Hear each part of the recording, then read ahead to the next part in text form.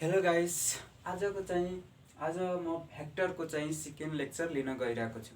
Okay, अस्तिको लेक्चरमा Excel vector भनेको के हो अनि त्यसको इक्जाम्पल बाँकी थियो। ओके, एक्चुअलमा एक्सेल भ्याक्टर भनेको के हो? What do you mean by axial vector? Axial vector means those vectors whose direction are along the axis of rotation.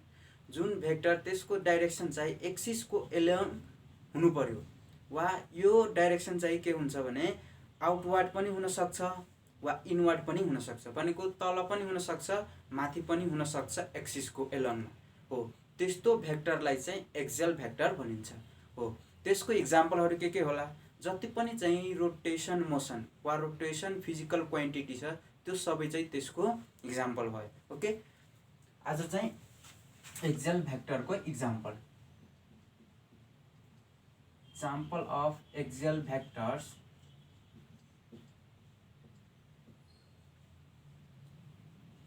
Example of Excel vectors are angular displacement,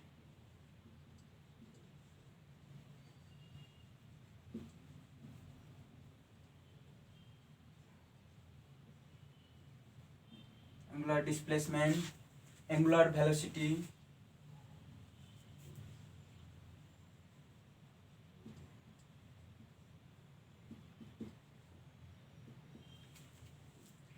angular momentum,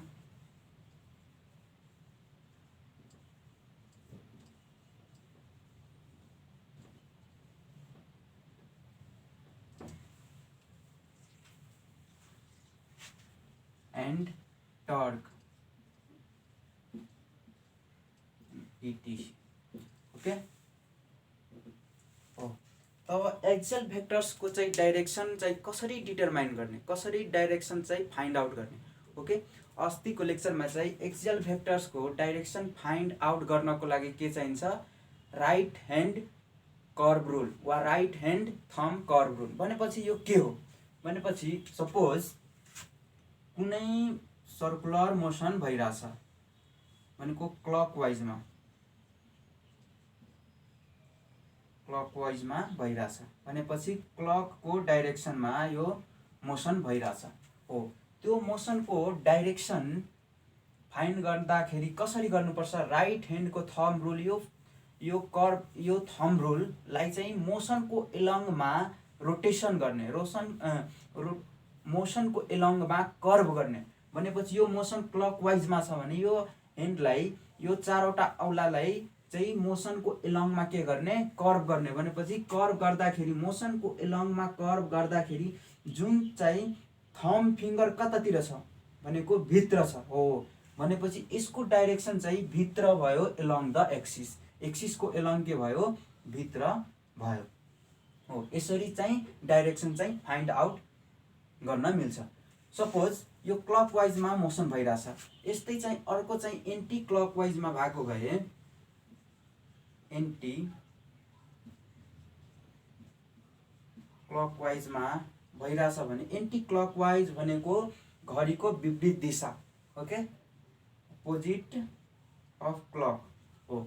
suppose यस्तो rotation motion भइराछ, यसमा clockwise, यसमा anti clockwise. Okay, भनेपछि त्यो यो ह्यान्डले curve गर्दाखेरि मोसनको एलङमा, भनेपछि यो thumb rule कतातिर भयो? आउटवार्ड। ओके, आउटवार्ड भनेपछि त्यसको डाइरेक्सन के भयो? आउटवार्ड एलङ द एक्सिस हो। यसरी डाइरेक्सन फाइन्ड आउट गर्न मिल्छ। ओके, आउटवार्ड र इनवार्ड। वा अर्को मेथड छ स्क्रू रुल। स्क्रू रुल भनेको जुन स्क्रूलाई suppose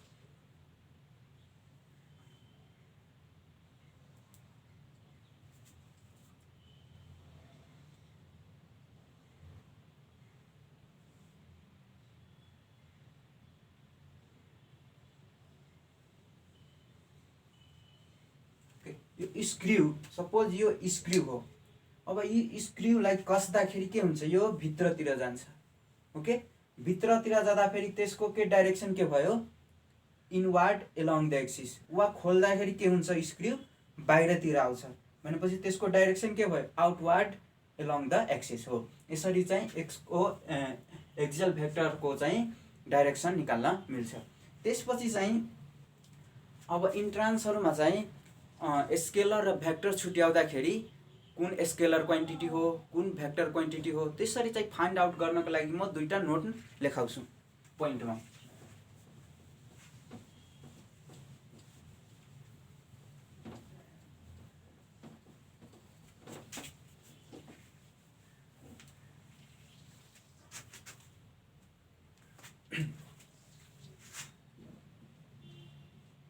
Note: all potentials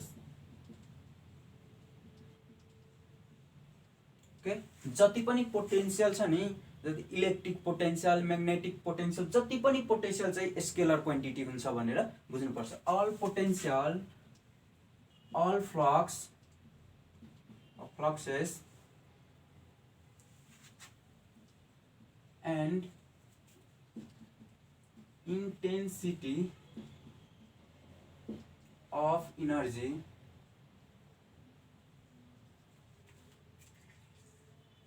are scalar. Okay, जति पनि all potential all fluxes and intensity of energy are scalar। जति magnetic flux electric flux जति पनि पोटेन्शियल फ्लक्स र इन्टेन्सिटी अफ इनर्जी सबै चाहिँ के हुन्छ स्केलर क्वान्टिटी हुन्छ। Okay, for example electric potential E बराबर U यसको सिम्बल U बराबर W अपन Q हुन्छ।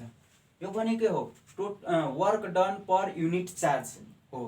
त्यो वर्क भनेको वर्क के डिफाइन गर्छ, त्यसमा चाहिँ work is defined as the dot product of force and displacement भनेको dot product of force and displacement. अब डट प्रोडक्ट भनेको चाहिँ स्केलर प्रोडक्ट हो। स्केलर प्रोडक्टलाई स्केलर क्वान्टिटी पनि भनिन्छ हो। यो डट प्रोडक्ट र क्रस प्रोडक्ट चाहिँ अर्को लेक्चरमा म फुल क्लास लिन्छु त्यसको। ओके, त्यसैले चाहिँ यो के भयो स्केलर क्वान्टिटी भयो। सेम एज फ्लक्सेसको पनि वा इलेक्ट्रिक फ्लक्समा के हुन्छ भने दुईटा भेक्टर चाहिँ के हुन्छ डट प्रोडक्ट हुन्छ यसमा। त्यस्तै गरेर चाहिँ नोट 2 मा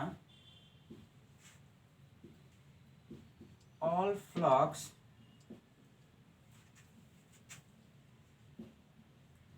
densities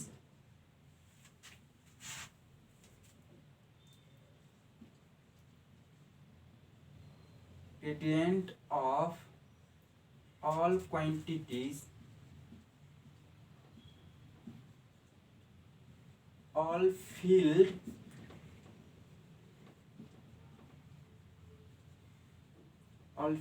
strength or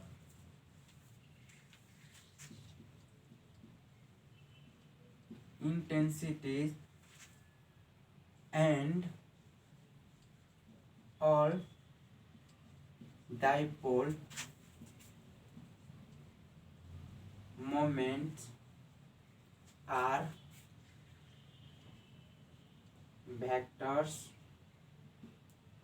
ओके, यसमा के छ भने यदि चाहिँ अल फ्लक्स डेन्सिटी यदि चाहिँ electric flux density magnetic flux density यस्तो तर मात्र फ्लक्स भएपछि के हुन्छ फ्लक्सेस भएपछि यो फ्लक्स भएपछि के हुन्छ स्केलर क्वान्टिटी। तर यसमा चाहिँ इलेक्ट्रिक फ्लक्स डेन्सिटी यसमा डेन्सिटी थप्यो भने चाहिँ भेक्टर क्वान्टिटी हुन्छ। Gradient of all field strength र intensity and all dipole moment जति पनि फिल्ड स्ट्रेन्थ भनेको electric field magnetic field okay अनि डाइपोल मोमेन्ट त्यो सबै के भयो भेक्टर क्वान्टिटीहरू हुन्छ। यो कसरी चाहिँ अब अब्जेक्टिभ क्वेसनहरुमा चाहिँ इन्ट्रान्सहरुमा इन्जिनियरिङको वा एमबीबीएस को इन्ट्रान्समा चाहिँ अब्जेक्टिभ क्वेसनमा चाहिँ यस्तो क्वेसनहरु सोध्न सक्छ। जस्तै कि अब एक्जाम्पलको लागि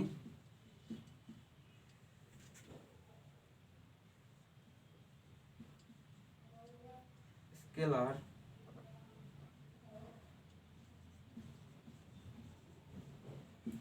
quantity is okay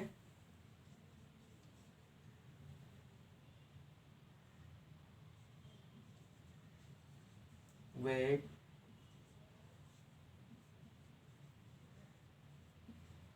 pressure force D none of these यसमा के हुन्छ भने स्केलर क्वान्टिटी कुन हो? वेट, प्रेसर, फोर्स वा नन अफ दिस। अब वेट भनेको चाहिँ फोर्समा डाइरेक्सन, जस्तै यतातिर फोर्स लाग्यो भने यतातिर डाइरेक्सन हुन्छ, यतातिर लाग्यो भने यतातिर हुन्छ, जतातिर फोर्स लाग्दा त्यसको अगाडितिर चाहिँ के हुन्छ भने डाइरेक्सन हुन्छ। त्यसो भए यो त भेक्टर भयो। प्रेसरमा पनि के हुन्छ? म्याग्निट्युड प्लस डाइरेक्सन हुन्छ, फोर्समा पनि हुन्छ। भनेपछि यसमा चाहिँ स्केलर क्वान्टिटी कुन हो? नन अफ दिस हो कि होइन? यसमा चाहिँ प्रेसर चाहिँ स्केलर क्वान्टिटी हो। अब प्रेसर चाहिँ कसरी स्केलर क्वान्टिटी भयो? ओके, प्रेसरमा के हुन्छ भने हामीहरूलाई थाहा छ कि प्रेसरको फर्मुला के हुन्छ भने pressure equals to force by area. Okay, यसमा चाहिँ फोर्सको डाइरेक्सन के हुन्छ भने कन्स्टेन्ट हुन्छ, भनेको चेन्जेबल हुँदैन। यसको फोर्सको डाइरेक्सन, यसमा force is always consider as perpendicular to its area. यो फोर्सको डाइरेक्सन चाहिँ एरियाको जहिले पनि परपेन्डिकुलर हुन्छ, त्यो चाहिँ कन्स्टेन्ट हुन्छ, भनेको परपेन्डिकुलर नै हुन्छ। जस्तै कि सपोज यदि यहाँ चाहिँ यो एरिया छ, ओके, एरियामा चाहिँ जहिले पनि त्यसको डाइरेक्सन फोर्सको के हुन्छ? परपेन्डिकुलर हुन्छ। अब परपेन्डिकुलर हुँदाखेरि के हुन्छ भने त्यसको डाइरेक्सन चाहिँ मुभेबल हुँदैन, भनेको जहिले पनि यति बुझ्ने कि प्रेसरमा फोर्सको डाइरेक्सन जहिले पनि एरियाको परपेन्डिकुलर हुन्छ। भनेपछि के भयो? त्यसको डाइरेक्सनको सेन्स त्यसमा अन्त भएको हुन्छ।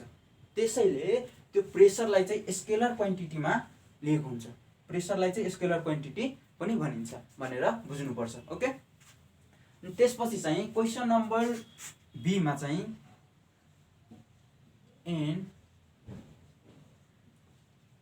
Angular momentum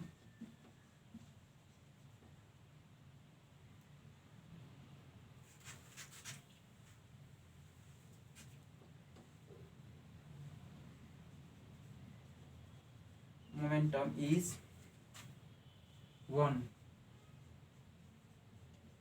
scalar b, a polar vector c, n axial vector d, none of this। Okay, तो एक an angular momentum. Angular momentum भनेको चाहिँ जति पनि रोटेसन मोसन भयो हो, रोटेसनवाला चाहिँ के हुनु पर्यो? एक्सियल भेक्टर हुनु पर्यो। भनेपछि स्केलर त पक्कै होइन। पोलर भेक्टर भनेको जुन भेक्टर त्यसको पोइन्ट अफ एप्लिकेसन थाहा हुनु पर्यो, जस्तै कि डिस्प्लेसमेन्ट, भेलोसिटी। त्यसैले चाहिँ यसमा चाहिँ के भयो? एक्सियल भेक्टर हो। यसरी चाहिँ एक्चुअलमा त यो भेक्टर क्वान्टिटी पनि हो। भनेपछि भेक्टर क्वान्टिटीको टाइप्समा कुन हो? Axial vector. भनेपछि एक्सियल भेक्टरमा टिक लगाउँ। त्यस्तो क्वेसनहरु चाहिँ यहाँ सोध्न सक्छ। अर्को चाहिँ क्वेसन नम्बर 3 मा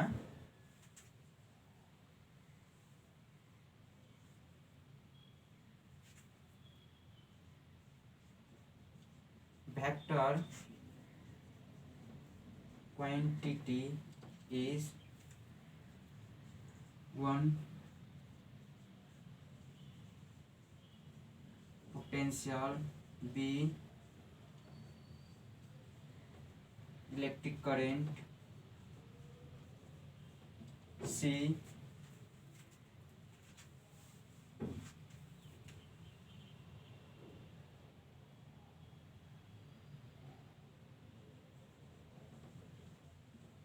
work D, displacement। ओके, यसमा भेक्टर क्वान्टिटी कुन हो? पोटेन्शियल भनेको चाहिँ पॉइंट ए मा के अल पोटेन्शियल आर स्केलर। त्यसैले यो पोटेन्शियल के भयो? Scalar quantity. अब इलेक्ट्रिक करेन्ट, अब इलेक्ट्रिक करेन्टमा के हुन्छ भने म्याग्निट्युड पनि हुन्छ र डाइरेक्सन पनि हुन्छ, तर यो स्केलर क्वान्टिटी हो। किनभने यो vectors law of addition follow गर्दैन। भेक्टर्स ल अफ एडिसन कसरी फलो गर्दैन? जस्तै कि इक्जाम्पलमा सपोज यहाँदेखि 5 एम्पियर करेन्ट फ्लो भइरहेछ, यहाँदेखि चाहिँ 3 एम्पियर करेन्ट फ्लो भइरहेछ। भनेपछि यो सपोज 30 डिग्री एंगल हो। भनेपछि त्यसको रिजल्टमा के हुन्छ भने 8 एम्पियर करेन्ट नै फ्लो हुन्छ। तर यदि फेरि अर्को चाहिँ यहाँ फेरि 5 एम्पियर करेन्ट र अर्को यहाँ चाहिँ 3 एम्पियर करेन्ट यहाँ चाहिँ 60 डिग्रीको एङ्गलमा पनि फ्लो गर्दाखेरि त्यहाँ चाहिँ रिजल्ट के हुन्छ भने 8 एम्पियर करेन्ट नै हुन्छ। भनेपछि यसमा चाहिँ एङ्गलको डिपेन्डै गर्दैन, एङ्गलले डिपेन्ड गर्दैन भनेको चाहिँ 8 एम्पियर करेन्ट नै हुन्छ। तर यदि सपोज यहाँ म 5 मिटर इस्टतिर गए, त्यसपछि चाहिँ यहाँ 3 मिटर गए भनेपछि त्यसको बीचको इनिसियल र फाइनल डिस्प्लेसमेन्ट कति हुन्छ? यो 45 डिग्री हो। भनेपछि h बराबर √25 + 9 इक्वल्स टु 34 √34 भएपछि भनेको यति ट्राभल यो 5 ले नै ट्राभल गर्छ। यो डाइरेक्सन भएपछि भेक्टर राखिदिँदा राम्रो हुन्छ। 5 ले नै ट्राभल गर्यो, फेरि 3 ले नै ट्राभल गर्यो भनेपछि एङ्गल के भयो? 45 गर्दाखेरि त्यसको रिजल्ट के भयो? √34 भयो। हो त्यस्तैले चाहिँ यो करेन्टलाई चाहिँ एङ्गलमा चाहिँ केही डिपेन्ड गर्दैन, यो vectors law of addition follow नै गर्दैन, यो अल्जेब्रिक एक्सप्रेसन फलो गर्छ। त्यसैले चाहिँ यो भयो कि electric current is scalar quantity. Okay, so work is scalar quantity and displacement.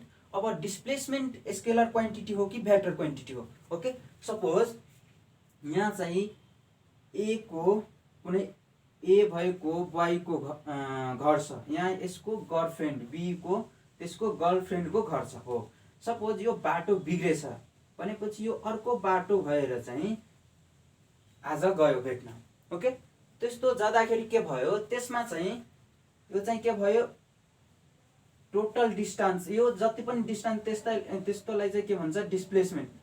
Okay, displacement भयो, सरी डिस्टेन्स भयो। यो के भयो? डिस्टेन्स।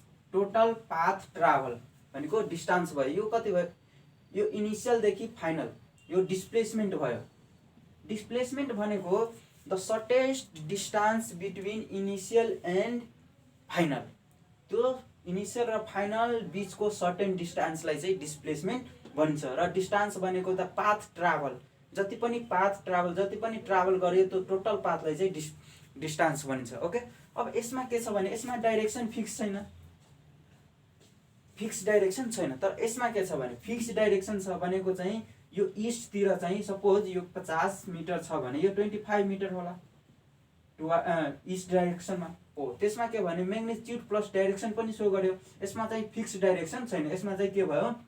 हामीहरूलाई थाहा छ कि यो स्टेट भएपछि यो इस्टतिर छ भनेपछि यसमा डाइरेक्सन पनि सो गर्यो। त्यसैले चाहिँ डिस्प्लेसमेन्ट के भयो? भेक्टर क्वान्टिटी भयो।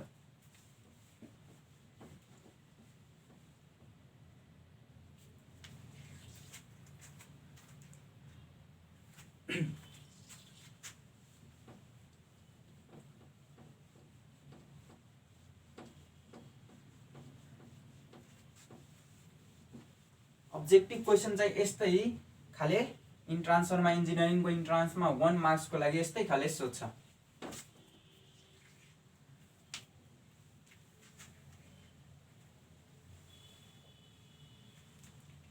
ओके, त्यसपछि D, which of the flowing is odd one? यसमा चाहिँ सबभन्दा फरक कुन हो? 1 electric current,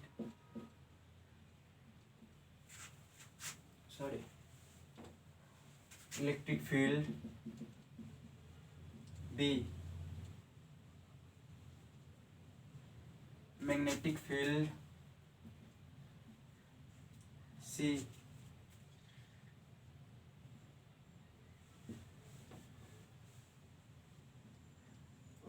dipole moment, D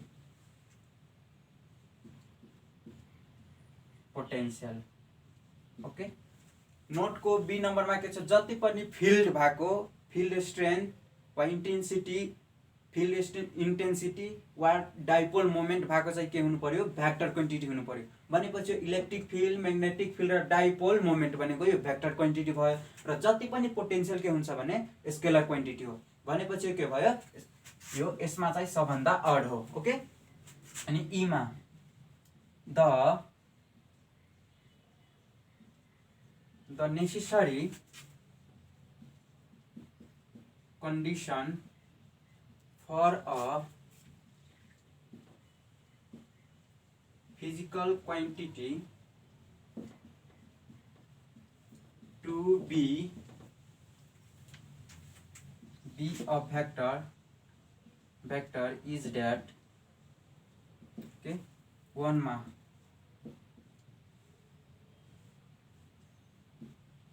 it must have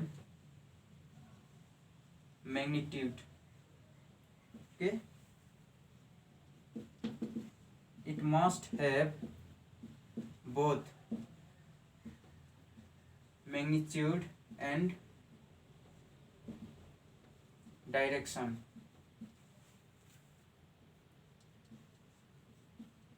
It must have direction. Okay, 4. It must have both magnitude plus direction and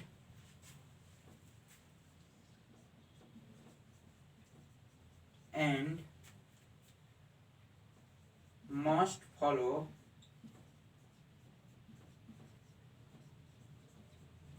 Vector's laws of addition. Vector law of addition. Okay, यसमा चाहिँ vector हुनको लागि चाहिँ कुन चाहिँ point चाहिँ necessary नै चाहिन्छ भनेको कुन पोइन्ट नेसेसरी नै चाहिन्छ, जस्तै कि it must have magnitude, vector हुनको लागि चाहिँ म्याग्निट्युड मात्र भए पुग्छ कि बोथ म्याग्निट्युड र डाइरेक्सन भए पुग्छ कि डाइरेक्सन मात्र भए पुग्छ कि म्याग्निट्युड र direction plus it must follow the vectors law of addition हो। भेक्टर हुनको लागि चाहिँ कम्पलसरी के हुनु पर्यो, म्याग्निट्युड र डाइरेक्सन कम्पलसरी हुनु पर्यो, अनि त्यसमा चाहिँ it must follow the vectors law of addition र भेक्टर्स ल अफ एडिसन पनि के हुनु पर्यो, फलो गर्नु पर्यो। भनेपछि यो के भयो, फोर्थ पोइन्टको सुटेबल एन्सर भयो। ओके, चाहिँ इन्ट्रान्समा चाहिँ यस्तो खाले क्वेसनहरू चाहिँ सोध्न सक्छ।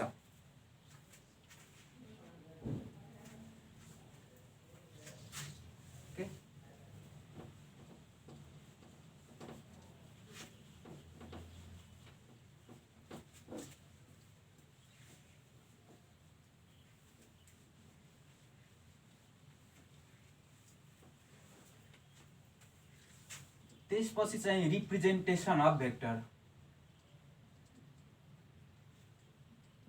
Representation of vectors. ओके, अब रिप्रेजेन्टेसन अफ भेक्टर भनेको के हो, रिप्रेजेन्टेसन अफ भेक्टर भनेको चाहिँ भेक्टरलाई चाहिँ कसरी रिप्रेजेन्ट गर्ने, कसरी चिन्ने कि यो भेक्टर्स हो, कसरी चाहिँ कम्पेयर गर्ने। ओके, सबभन्दा पहिला चाहिँ त्यसको इक्जाम्पलको लागि सपोज यहाँ चाहिँ ए नाम भएको गर्ल्स, ए नाम भएको गर्ल्स। ओके, अर्को चाहिँ फेरि यहाँ पनि एउटा चाहिँ ए नाम भएको चाहिँ ब्युटिफुल गर्ल्स, यहाँ चाहिँ ब्युटिफुल XYZ नाम भएको गर्ल्स। ओके, त्यसमा डिफरेन्स के छ भने सपोज यो गर्ल्सले चाहिँ सिन्दुर लाछ, अर्को कुरा चाहिँ हातमा चाहिँ चुराहरू साडी सबै लाछ, तर यो गर्ल्सले के भयो, टाइट जिन्स भेस्ट हो।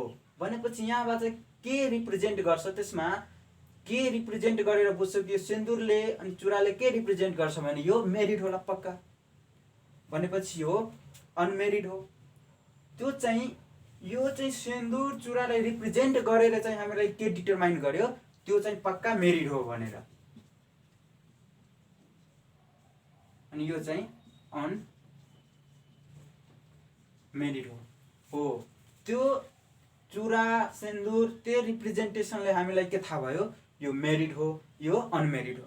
ओके, त्यसरी नै चाहिँ भेक्टरलाई चाहिँ कसरी थाहा पाउने, कसरी के कुराले रिप्रेजेन्ट भएको कुराले चाहिँ थाहा पाउने कि यो भेक्टर क्वान्टिटी हो कि होइन। ओके, अनि यो मेरिड भएपछि के हुन्छ भने त्यसमा चाहिँ कोही पनि लाइन हान्दैन, अनमेरिड भएपछि त्यसमा लाइन हान्छ, यो चान्स पनि पाउन सक्छ। ओके हो, त्यसरी चाहिँ डिटरमाइन गर्छ भेक्टरमा। ओके, अब रिप्रेजेन्टेसन चाहिँ भेक्टरलाई चाहिँ केले रिप्रेजेन्ट गर्ने। ओके, भेक्टरलाई चाहिँ रिप्रेजेन्ट गर्नको लागि सबभन्दा पहिला चाहिँ के चाहिन्छ, लाइन सेगमेन्ट चाहिन्छ। के चाहिन्छ, लाइन सेगमेन्ट। ओके, र लाइन सेगमेन्ट, सपोज यो लाइन सेगमेन्ट हो, अनि लाइन सेगमेन्टमा चाहिँ इन्डमा चाहिँ एउटा एरो चाहिन्छ। ओके, यो एरोलाई चाहिँ के हुन्छ, एरोले चाहिँ डाइरेक्सन रिप्रेजेन्ट गर्छ। सपोज यो पोइन्टलाई चाहिँ, यो स्टार्टिङ पोइन्टलाई के हुन्छ भने ओरिजिन वा टेल भनिन्छ भने इन्डिङ पोइन्टले टिप, ओके, हेड वा टर्मिनल पोइन्ट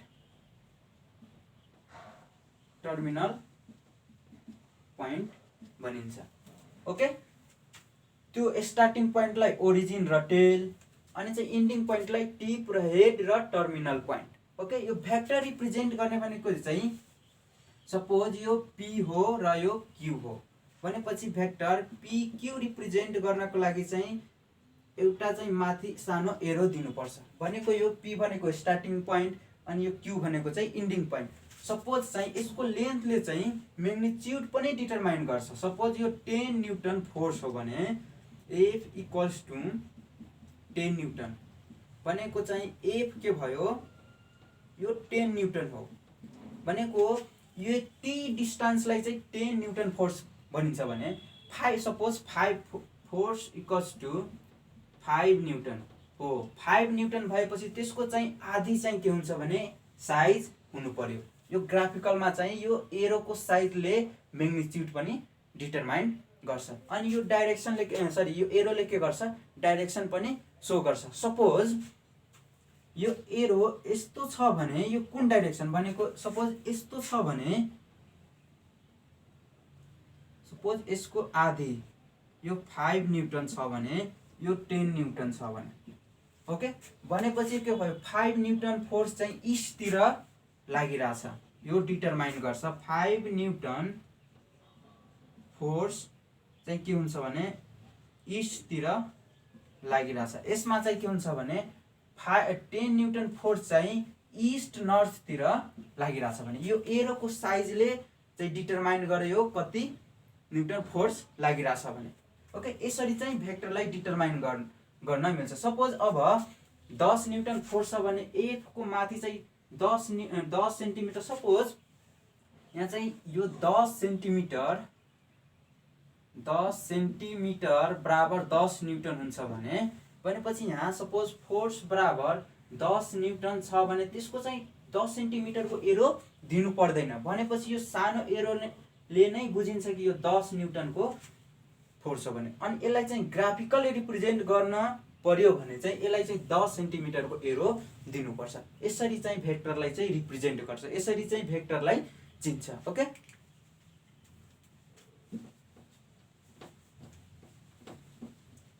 त्यही कुराहरू चाहिँ फेर बनाएर लेख्दा हुन्छ। Okay, a vector is represented by a directed line segment. Okay, भेक्टरलाई रिप्रेजेन्ट गर्नको लागि के चाहिन्छ, line segment with an arrow head. त्यसमा चाहिँ एरो हेड हुनु पर्यो। ओके, क्यापिटल लेटरको माथि चाहिँ एरो हेड हुनु पर्यो। For example F is represented by line PQ। Suppose यो P एउटा भेक्टर छ भनेको के भयो, यो P अनि यो Q भेक्टर भनेपछि यो के भयो, PQ भेक्टर। ओके, पी के डिनोट गर्छ, P is called tail end or origin of the vectors. अनि क्यू ले के गर्छ, Q is called tip, head end terminal point of the vector. Okay, Q ले के गर्छ tip, head end terminal point of the vector, Q ले के गर्छ टेल और ओरिजिन अफ द भेक्टर, अनि त्यसको साइज ले के गर्छ magnitude. Okay, the length of a line represent the magnitude of the vectors. Vector को लेन्थले चाहिँ म्याग्निट्युड डिटरमाइन गर्छ र एरोले के गर्छ direction. And arrow head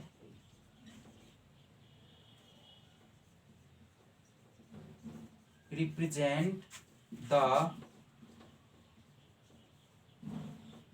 magnitude of the vectors.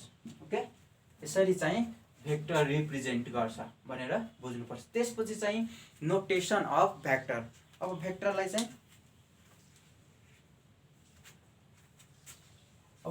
Notation of vector चाहिँ अर्को लेक्चरमा म स्टार्ट गर्छु. ओके, आजको लागि चाहिँ यति नै.